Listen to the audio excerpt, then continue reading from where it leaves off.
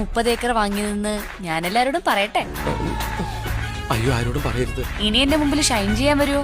വരില്ല. അമ്മയാണ് സത്യം, വരില്ല. എങ്കി ഞാൻ ആരോടും പറയില്ല. താൻ ആരോടും പറയാതിരുന്നാ മതി.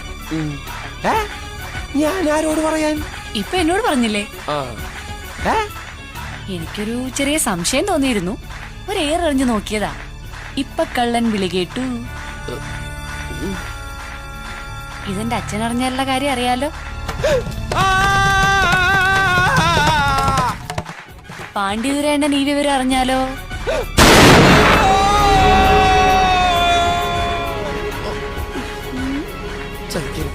ഇനി ഞാൻ ഒരിക്കലും കുട്ടിയുടെ മുമ്പിൽ ഷൈൻ ചെയ്യാൻ പറ്റില്ല. എങ്കി ഇനി ചേച്ചിയെ നല്ലോണം പുകഴ്ത്തിയൊന്ന് പാടിക്കേ. എങ്ങനെ